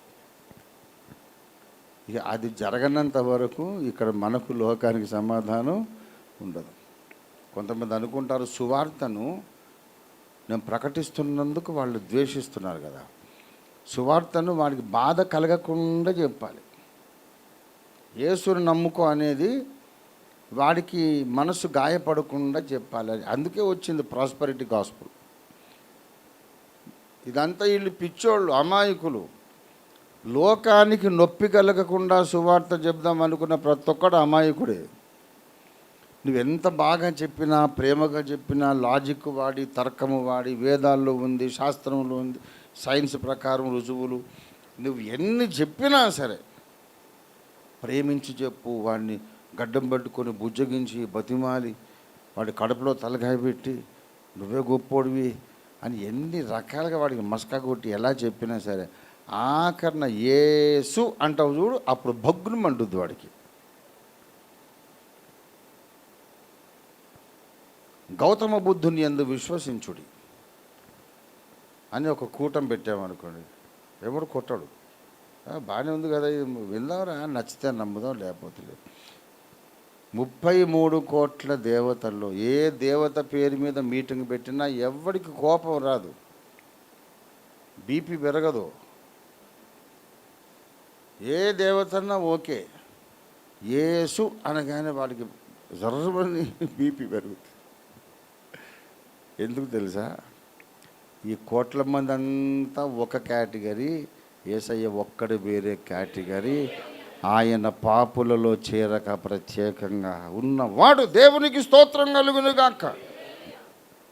యేసు అసమానుడు. Jesus is unique, incomparable. ఎవరితోనూ పోల్చడానికి వీలే లేని సర్వోన్నతుడు, సర్వోత్తముడు యేసయ్య. అదే కదా వచ్చిన గొడవ. మరి ఆయన అందరికంటే ఉన్నతుడు. ఇప్పుడు మిగతా దేవతలందరి పటాలు పక్క పక్కన పెట్టి అందరికీ ధూపం వేసి అగరొత్తులు వెలిగించి అందరికీ తలా నమస్కారం పెడితే రేపు పొద్దున అవసరం ఉన్నప్పుడు ఎవడో ఒకటి పనికి రాకపోతాడా? ఆ టైంకు మిగతా వాళ్ళు బిజీగా ఉన్నా ఒకడైనా వస్తాడు. మరీ ఒకడినే పట్టుకుంటే ఆ టైంకు వాడు బిజీగా ఉంటే మన గతి ఏంటి? కాబట్టి గుంపులో రాయేద్దాం, ఎవడికి తగిలితే నిన్నే కొట్టాను రా అనొచ్చు. దేవతలారా దీవించండి. ఎవరిని పిలిచావురా అంటే మొత్తం అందరికీ టోకున, కుటుంబ సమేత సపరివార బంధుమిత్ర సపరివార అన్నట్టు మొత్తం అందరికీ, దేవతలు అన్నోళ్ళందరికీ పిలుపు. దేవతలారా దీవించండి. ఆ రాయి ఎవరికైనా తగిలిందనుకో, నిన్ను పిలిచాను సార్ అనొచ్చు. అలాగా ఎన్ని దేవతలనైనా ఒప్పుకుంటారు. ఆ దేవతలను వదిలి మనమే దేవుళ్ళమైనా ఒప్పుకుంటారు. ఇప్పుడు రకరకాల బాబాలు అందరూ ఉన్నారు. అట్లనే కొత్త బాబా వారు వెలిశారు హైదరాబాద్లో, ఓఫీర్ బాబా వారు అని చెప్పి నేను ఒక విచిత్రమైన వేషధారణ, ఒక తలకు రుమాలు కట్టుకొని, ఎట్లనో జుట్టు పోతా ఉంది కదా పెద్దోడిని, రుమాలు కట్టేస్తే ఆ గుండు కూడా కనిపించదు. ఒక విచిత్రమైన వేషధారణ నేను ఇట్లా పెట్టుకుని, వెరీ సింపుల్. దేవుడు కావటం మన దేశంలో చాలా ఈజీ. ఒక డాక్టర్ కావాలంటే కష్టం, చార్టెడ్ అకౌంటెంట్ కావాలంటే కష్టం, అడ్వకేట్ లాయరు కావాలంటే కష్టం, ఒక టీచర్ కావాలంటే కష్టం. ఏది కావాలన్నా చాలా కష్టం. దేవుడు కావాలంటే డ్యామ్ ఈజీ. ఏం లేదు, విచిత్రమైన బట్టలు తొడుక్కొని చెట్టు కింద కూర్చొని ఇలాగిలాగ అంటుంటే, వామ్మో ఎంత బాగా కూర్చున్నాడు మాట్లాడకుండా. మనందరం వాగుడు కాయలమై ఈ ఊరికే మాట్లాడేస్తుంటే ఆ పెద్ద ఆయన అసలేం మాట్లాడు, దేవుడు రా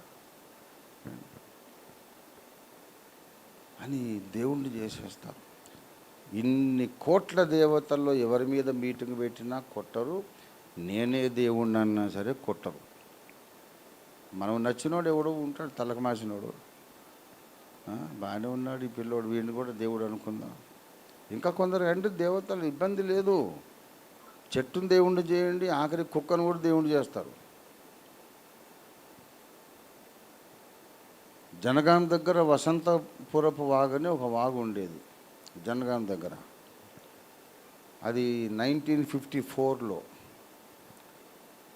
అక్కడ ఆ వాగు కట్టలు దిగి ఒక ఢిల్లీకి పోయే ఎక్స్ప్రెస్ బండి ట్రైన్ ఆ కట్ట తెగి రైలు పట్టాలు కొట్టుకుపోయి రైలు బండి మొత్తం కొట్టుకుపోయింది. 1000 మంది చచ్చిపోయారు. రైలు ప్రమాదం 1954లో. దాని మీద మా తాతయ్య పాట రాశారు. ఓ ఎంత ఘోరము వసంతపురపు వాగు, జనగాం చింత నుండు వాగు, 21 చరణాలు ఏమో ఉంటుంది. దాని మీద నేను ఇంకో పాట రాశాను, సువార్త పాట. దక్కను హైదరాబాదు నుండి అదే తరలిను ఎక్స్ప్రెస్సు, 900 జనము తోడను తొందరగా జనుచు, రాత్రి 9 గంటలకు. జేకబ్ గారు రాసిన పాట. ఆ మహానుభావుడి విద్యాగంధం కొంచెం అబ్బింది నాకు, ఆయన రాసిన పాట ఏమండి. దక్కను హైదరాబాదు నుండి అదే తరలను ఎక్స్ప్రెస్, 900 జనము తోడను తొందరగా జనుచు, రాత్రి 9 తో అన్ని ప్రాస రాశారు. మహానుభావులు వాళ్ళు. అది అంత దూరం పోయింది, కొట్టుకుపోయింది. ఎంత ఘోరము వసంతపురపు వాగు. అందులో ఏమైందంటే ఆలేరు స్టేషన్ దగ్గర ఎవడో కుక్కను తీసుకెళ్తున్నారు. ఆలేరు దాటితే ఇక ఈ కొట్టుకుపోతుంది ట్రైన్. కుక్క వీరు పట్టుకున్న గొలుసు జారి అది పెట్టె నుండి ప్లాట్ఫామ్ మీదకి వెళ్ళిపోయింది. అరే మా కుక్క వెళ్ళిపోయిందని చెప్పి వీళ్ళు కూడా దూకి ఆ కుక్క కోసం అటు ఇటు వెతుకుతున్నారు. ఈ లోపల ట్రైన్ వెళ్ళిపోయింది.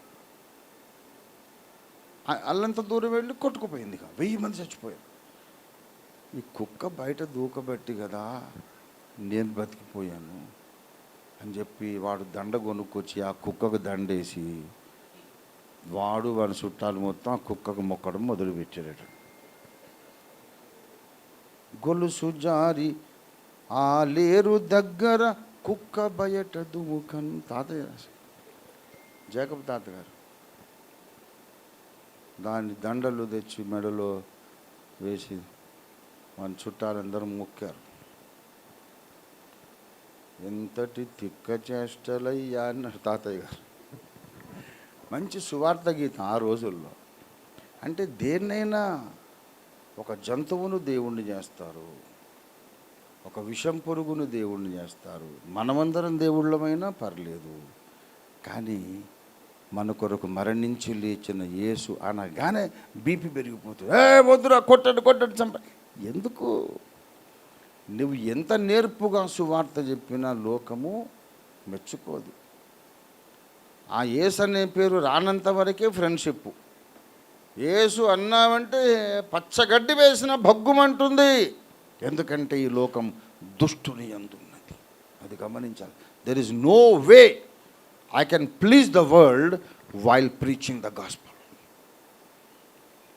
క్రీస్తును ప్రకటిస్తూ లోకానికి ఇష్టలమై ఉండడం సాధ్యం కాదు.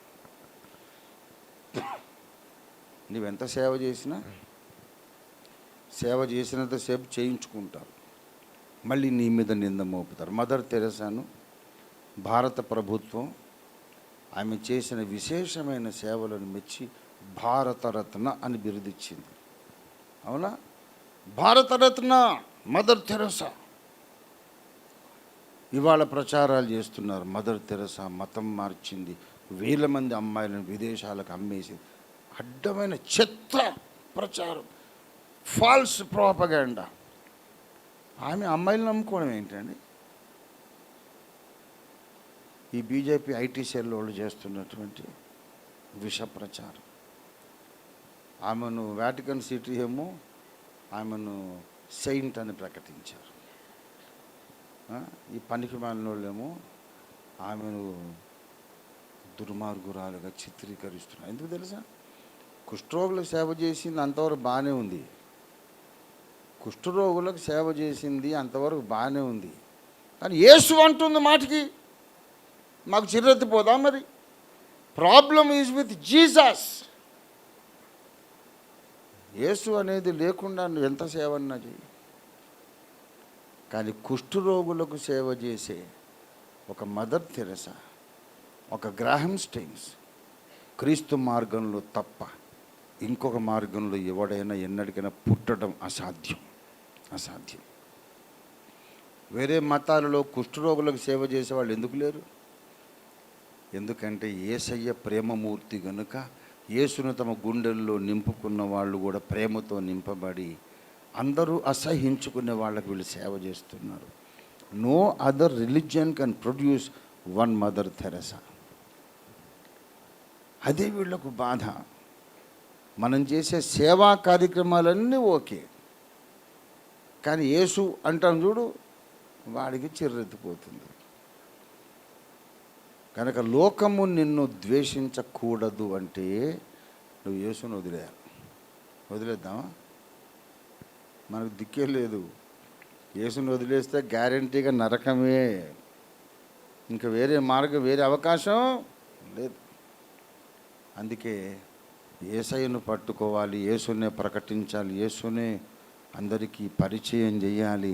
వాడు కొడితే కొట్టని, చంపితే చచ్చిపోదాం, ఏం పర్వాలేదు, కానీ యేసును ప్రకటించకుండా మన బ్రతుకులో ఒక్క రోజైనా గడవడానికి వీలు లేదు. దేవునికి స్తోత్రం కలుగునగాక. హల్లెలూయా. ప్రభునందు ప్రియులారా, ఎంత బాగా సువార్త చెప్పినా వాళ్ళకి కోపం వచ్చేస్తుంది.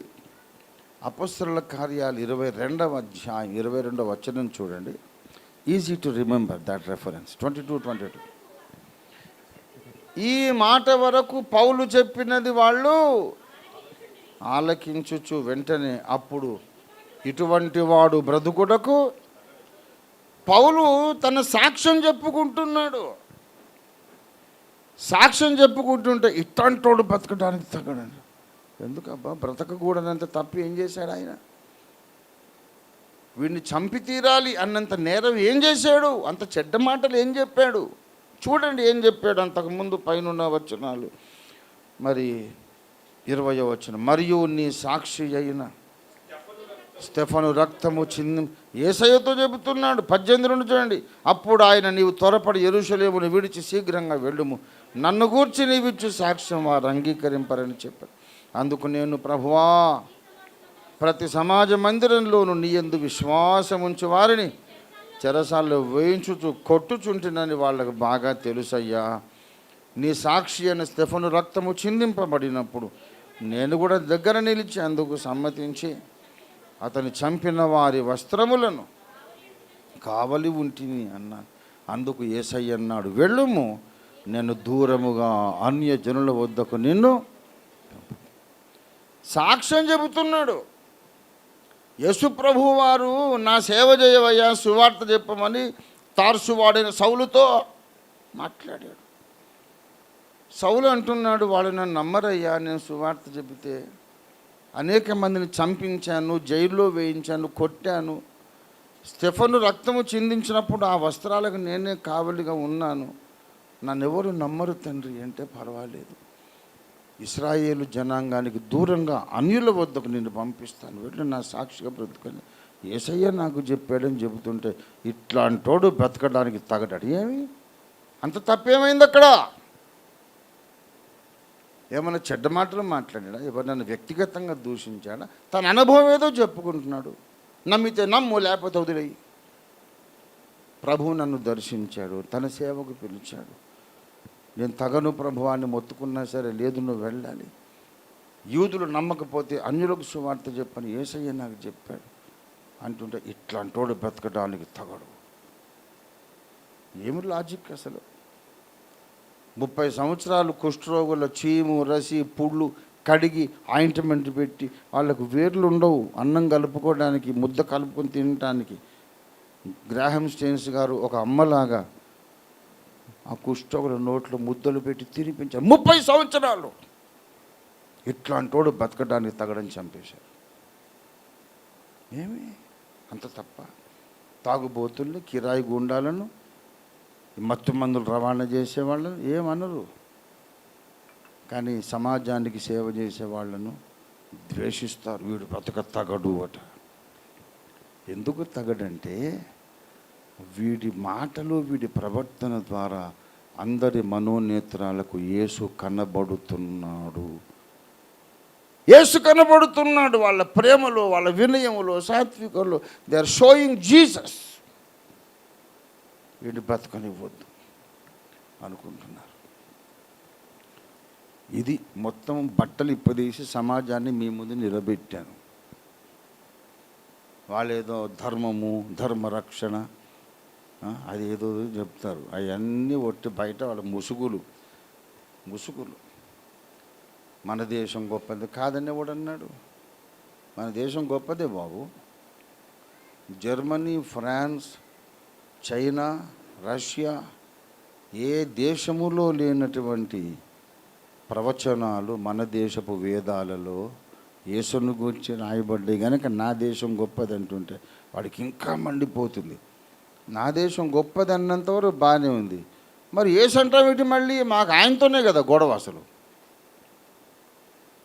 ఆ యేసుని తీసి అవతల పారే ఎందుకు అంటే మాకు పడద్దంతే. సరే, వేదాలలో ఉన్నటువంటి ఈ 39 విశేషణాలు, నేనే సత్యమును, నేనే జీవమును, నేనే సూర్యుడను, నేనే అన్నమును, నేనే యజ్ఞమును, నేనే నాదమును, శబ్దమును, ఇవన్నీ యేసును గూర్చిన పోలికలు కదా. మీ 33 కోట్ల దేవతలు ఎవరైనా ఉన్నారా అంటే లేరు. మరి లేకపోతే యేసుని ఎందుకు నేను నమ్మకూడదు? అదంతా కాదు, ఆ మతం అదే, ఈ మతం ఇదే, అది ఇది కలపడానికి వీలు లేదు అని పిచ్చి మాటలు మాట్లాడుతున్నారు. They hate Jesus for no reason and they will hate you also for no reason. ఇందుకు తయారైన వాళ్ళు, సిద్ధపడిన వాళ్ళు యేసయ్య కొరకు జీవించటానికి బయలుదేరండి. దేవునికి స్తోత్రం కలుగును గాక. The world will not appreciate you. నువ్వు ఎంత చేసినా నీ సేవను అంగీకరిస్తారు, మళ్ళీ నిన్ను మాత్రం ద్వేషిస్తారు. వీళ్ళు ఇట్లా చేసి సువార్త చెప్పి చెప్పి చెప్పి చెప్పి మత ప్రచారం చేసి దేశమంతటిని క్రైస్తవులుగా మార్చేస్తారట. ఇదొక అభాండం. 800 సంవత్సరాలు మొఘలాయి చక్రవర్తులు భారతదేశాన్ని పరిపాలించారు. 800 years. దేశమంతా ముస్లింలు అయిపోయారా? అవ్వలేదు. ఇంకా హిందూ మతం ఉంది. 200 సంవత్సరాలు పైగా బ్రిటిషర్స్ పరిపాలించారు. అందరూ క్రైస్తవులు అయ్యారా? 200 ఏళ్ళు పరిపాలించి వాళ్ళు వెళ్ళిపోతుంటే దేశంలో 2% క్రైస్తవులు ఉన్నారు. 200 ఏళ్ళు పరిపాలిస్తే దేశం క్రైస్తవ దేశం కాలేదు. వాళ్ళు వెళ్ళిపోయినాక ఈ దేశభక్తుల పరిపాలనలో ఎట్లా క్రైస్తవులు అవుతారు? నువ్వు అట్లాంటి లాజికలన్నీ మాట్లాడకు. ముందు యేసుని గురించి మాట్లాడే మానేసి లాజికల్ మాకు మేము చెప్పేదంతా తప్పని మాకు తెలుసు. మాకు అసలు సిగ్గుంటేగా, యథార్థత ఉంటే కదా. అవన్నీ లాజికల్ మాకు తెలుసయ్యా. అందరూ క్రైస్తవులుగా మారాలని మాకు తెలుసు. 200 ఏళ్ళు క్రైస్తవులు పరిపాలిస్తేనే అందరినీ క్రైస్తవులను చేయరు. ఇప్పుడు మీరేం చేస్తారు? చెయ్యరు, మాకు తెలుసు. అయినా అలాగంటావు, తొండి మాటలు మాట్లాడుతాం. ఎందుకంటే మాకు సిగ్గు, యథార్థత ఏం లేదుగా. యేసును ద్వేషిస్తున్నాం, సువార్తను ఆపటమే మా జీవిత ధ్యేయం. అందరూ మారరు, ఒక్కడైనా మారుతాడుగా, అది కూడా ఆపాలి. అదే మా గురువు గారి ఆజ్ఞ. అంధకార రాజ్యాధిపతి ఆజ్ఞ. ఇది వాళ్ళ యొక్క మౌన సాక్ష్యం. క్రైస్తవ సమాజం ఇది తెలుసుకోవాలి. నేను ముగించేస్తున్నా. క్రైస్తవులందరూ ద్వేషించబడుతున్నారు. మనలో మనకి ఎన్ని సిద్ధాంతాలున్నా, ఎన్ని సిద్ధాంత భేదాలున్నా క్రైస్తవులందరినీ లోకం ద్వేషిస్తుంది. నువ్వు బైబిల్ పట్టుకొని రోడ్డు మీద వెళ్ళేటప్పుడు లోకం ఏమనుకుంటుంది? అదిగో బ్యాప్టిస్ట్ వాడు వెళ్తున్నాడు అంటారా? అదిగో పెంతుకొస్తాడు అంటారా? అనరు. నువ్వు బైబిల్ పట్టుకొని వెళుతుంటే నువ్వు బ్యాప్టిస్ట్ అయినా, Lutheran, Methodist, church of south India, Yesanna భక్తులు, ఏసన్న గారి సంఘం, ఓఫీర్ గారి సంఘం, ఏ సంఘమైనా బైబిల్ పట్టుకొని వెళుతుంటే లోకం ఏమంటుందంటే యేసుప్రభు వాళ్ళరా వీళ్ళు, కొట్టండి చంపండి అంటారు. అన్ని డినామినేషన్ల క్రైస్తవులు యేసును బట్టి ద్వేషించబడుతున్నారు. కాబట్టి అన్ని డినామినేషన్ల క్రైస్తవులు యేసును బట్టి ఒకరినొకరు ప్రేమించుకోవాలి. దేవునికి స్తోత్రం కలుగును గాక. నీవు ముంచడం బాప్తిసం ఇవ్వచ్చు, చిలకరింపు ఇవ్వచ్చు. ఏది రైటో ఏది రాంగో మనం ఇంట్లో మాట్లాడుకుందాం. చిన్న చిన్న సిద్ధాంత పొరపాట్లు ఉన్నా సరే, నీవు యేసునే నమ్ముతున్నావు, నేను యేసునే నమ్ముతున్నాను కనుక మనం అన్నదమ్ములు అనే భావన క్రైస్తవ సమాజంలో రావాలి. అప్పుడు ఈ దేశంలో వెలుగు దేవుడు ప్రసరింపజేస్తాడు. సిద్ధాంత విభేదాలకు అతీతంగా యేసును బట్టి మనమందరం ఒకరినొకరు ప్రేమించుకోవాలనే ప్రేమ సందేశం తీసుకొచ్చిన సంఘమే అగాపే సంఘం. దానికి ఉన్నటువంటి ఎన్జిఓ స్వరూపం ఏంటంటే రాష్ట్రీయ క్రైస్తవ పరిషత్. అందుకొరకు ప్రేమించుకోండి అయ్యా. మీరు ఏ సిద్ధాంతం అన్య భాషలు వస్తే మాట్లాడండి, లేకుంటే తెలుగే మాట్లాడండి, మాకేం గొడవ లేదు దాంతో. చిన్న చితక ఏదో 2 కమ్మలు గొలుసు మట్టి కాదు వేసుకో, తప్పు లేదు. తీసేయాలనుకుంటే తీసేయి, మాకు ఇబ్బంది లేదు. కొద్దిపాటి చిన్న చిన్న నగలు వేసుకో, తప్పు లేదు. తీసేయాలనుకుంటే తీసి కానుక పెట్లు వేయి, మాకు అభ్యంతరం లేదు. మేము వద్దన్నామేంటి? ఎందుకు వేస్తున్నావు బంగారు గొలుసు అని ఎప్పుడైనా మేము అరిచాము? మీ ఇష్టమే. అన్ని భాషలు వచ్చినా మంచిదే, రాకపోయినా మంచిదే, నగలు వేసుకున్నా మంచిదే, వేసుకోకపోయినా మంచిదే. ఈ చిన్న చిన్న సిద్ధాంతాలతో మనం ద్వేషం పెంచుకోవద్దు. సకల క్రైస్తవ డినామినేషన్లు క్రీస్తు ప్రేమలో ఏకం కావాలి అని పోరాడుతుంది ఓఫీర్ మినిస్ట్రీస్. మేము ద్వేషించడానికి శతాబ్దాల తరబడి అలవాటైతే నువ్వు ఒకడు బయలుదేరావరా ఇప్పుడు ప్రేమించుకోమంటావా అని వీళ్ళు మళ్ళీ నన్ను ద్వేషిస్తున్నారు. ఇది చూడండి విచిత్రం, విడ్డూరం.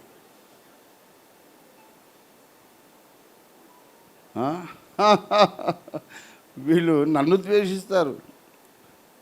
పెద్ద పెద్ద బిషప్పులు, సంస్థల నాయకుల దగ్గరికి వెళ్ళి అడగండి, మీకు ఓఫీర్ గారంటే ఎందుకు ఇష్టం లేదు? ఎందుకు ఇష్టం లేదంటే అది తెలివైన ప్రశ్నేనా? దావీద్ అంటే అప్పుడు వాళ్ళందరికీ ఎందుకు ఇష్టం లేదు? ఓఫీర్ అంటే కూడా మాకు అందుకే ఇష్టం లేదు. బైబిల్ని చదివేవరా బడుద్దాయి. దావీదు ద్వేషించబడ్డాడు, అనేక మంది ద్వేషించారు, దండుగా దిగి యుద్ధం చేశారు. అట్లాగే ఓఫీర్ గారి మీద కూడా మేము దండుగా దిగాం.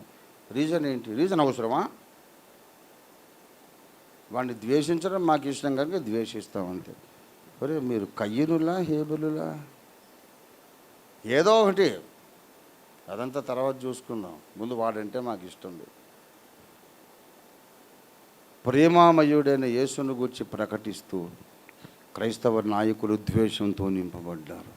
అంటే వీళ్ళు కూడా సాతాను అధికారి కిందకి వెళ్ళిపోయారు. ఈ లెక్కన ఎత్తబడే వాళ్ళు ఎంతమంది ఏమో దేవునికే తెలుసు. రక్షణ పొందువారు కొందరే అన్నాడు ఆయన. తన సహోదరుని ద్వేషించువాడు నరహంతకుడు. ఏ నరహంతకునేది నిత్య జీవం ఉండదు. క్రీస్తును ప్రకటించినందుకు అన్యులు ద్వేషిస్తున్నారు. క్రీస్తు కోసం ఒకటైపోదాం అన్నవాడిని క్రైస్తవులే ద్వేషిస్తున్నారు.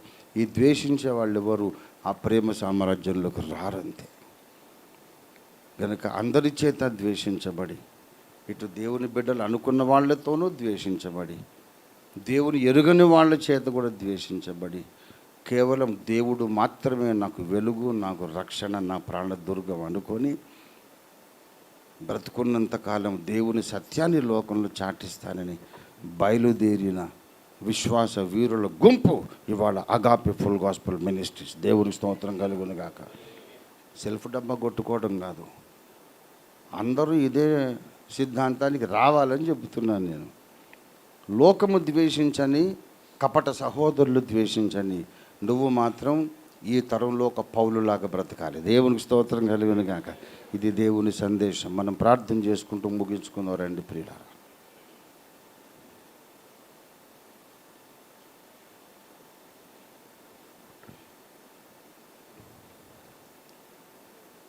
అందరము కళ్ళు మూసుకొని ఆత్మనేత్రాలు తెరుచుకొని మన మధ్యలో సంచరిస్తున్న ప్రభువును చూస్తూ ఆయనతో మాట్లాడదాం. ప్రభువా, ఈ లోకము నిండా ఆటంకాలే, వ్యతిరేకించే శక్తులు ఉన్నాయి.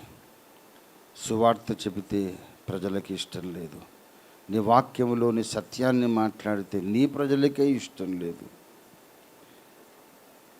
అందరి చేత ద్వేషించబడి, మా సొంత సహోదరుల చేత కూడా ద్వేషించబడి, లోకము చేత ద్వేషించబడి, నీ సిలువను మోసుకొని నీ సత్యము కోసము ధ్వజమునెత్తి ఆఖరి శ్వాస వరకు నేను నీ కొరకు నమ్మకమైన సాక్షిగా జీవించడానికి సహాయం చేయమని అడుగుదాం. మన రెండు చేతులు ఆకాశము తట్టు పైకెత్తి మనం ప్రార్థించుకుందాం. ప్రభువా, నన్ను బలపరచు. అందరూ ద్వేషించిన దావీదు దేవుని సంకల్పం చొప్పున సేవ చేసి నిద్రించాడు. మేము కూడా ఎందరూ ద్వేషించినా, ఎన్ని ఆటంకాలు వచ్చినా నీ సంకల్ప ప్రకారమైన సేవ చేసి తరంలో ఎత్తబడడానికి సహాయం చేయండి అని అడుగుదాం. ఈ మార్గము కఠినమైంది, ఈ మార్గము సులభం కాదు, కఠినమైంది. అయినా సరే దేవుని సహాయము వలన మనం శూర కార్యాలు చేద్దాం. దేవునికి స్తోత్రం కలుగును గాక. హల్లెలూయా, హల్లెలూయా. ప్రేమ కలిగిన మా మహాపరిశుద్ధ తండ్రి, జీవాధిపతివైన మా యేసయ్యా, నీకు స్తోత్రాలు. నీ దివ్యవాక్యము మా అందరిలో మీరు ఫలింపజేయండి, నాలో మాలో అందరిలో ఫలింపజేయండి. కరుణగల మా తండ్రి, ఇవాళ లోకం మమ్మల్ని ఎందుకు ద్వేషిస్తున్నదో మీరు మాకు తెలియపరిచినందుకు నీకు స్తోత్రం. నీ వాక్యాన్ని మాలో ఫలింపచేయండి. ఎందరూ ద్వేషించినా, మా మీద యుద్ధము చేయడానికి దండు దిగినా సరే నీవు మా ప్రాణ దుర్గమై ఉన్నావు గనుక నీకు స్తోత్రం. మేము ఎవరికి భయపడాలి, ఎవరికైనా ఎందుకు విరవాలి? యెహోవా నా ప్రాణ దుర్గం అని దావీదు వలె ధైర్యము తెచ్చుకొని దైవ చిత్తానుసారమైన సేవలో, అగ్ని పరీక్షకు నిలిచే మేలిమి బంగారు సేవలో మేము కొనసాగుటకు సహాయం చేయండి. అలాంటి శ్రేష్టమైన సేవకు ఈ స్థానిక సంఘం, ఈ మందిరం ఒక స్తంభంగా, ఇలాంటి స్తంభాలు ఇంకా అనేకము కట్టబడడానికి, కర్ణాటక రాష్ట్రం అంతా కూడా వ్యాపించడానికి ఈ సంఘమును పాస్టర్ జోసెఫ్ దిలీప్ని, వారి కుటుంబాన్ని, వారి ఆత్మీయ బిడ్డలు వాడుకొనమని యేసు అద్భుత నామంలో స్తుతించి ప్రార్థిస్తున్నాం తండ్రి.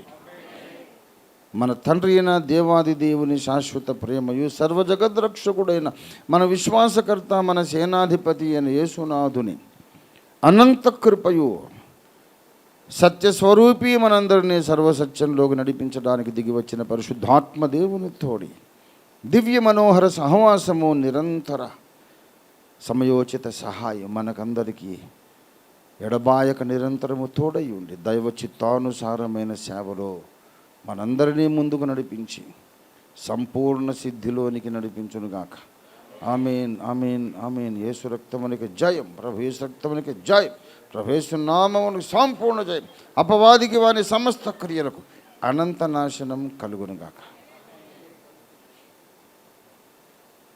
అందరికీ వందనాలు.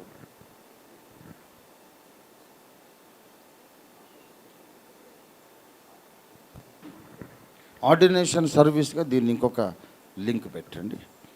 కొంతమంది సువార్థికులుగా ప్రతిష్ఠించుకున్న